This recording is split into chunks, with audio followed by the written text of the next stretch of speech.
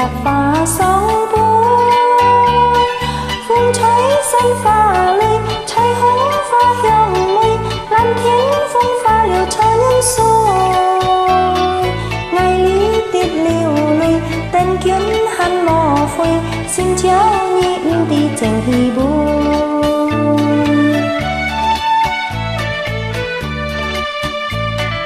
trong muôn ca lô pha bối đi xin chào anh nhung pan chi chẳng bỏ liêu suy chọn đôi buồn nhìn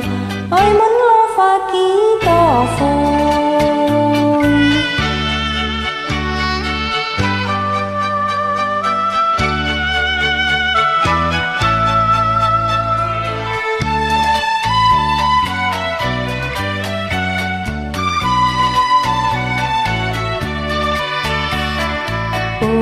thiệp và sóng vui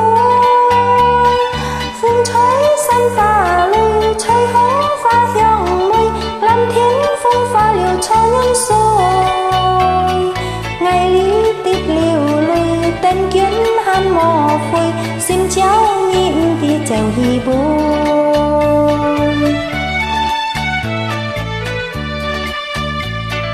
trong muôn ca lô pha bối đi xin chào anh nhung pan chi chẳng có liêu suy chọn đôi buồn nhìn ơi muốn lô pha ký tỏ phôi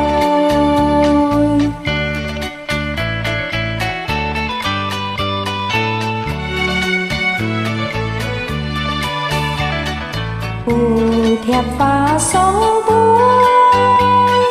phương cháy xanh pha lê cháy hóng pha hiong mây lan thiên phong pha liều cho nhân sôi ngày lý tiết liều lùi tên kiếm hắn mò phôi xin cháu nhịn thì chèo hi bùi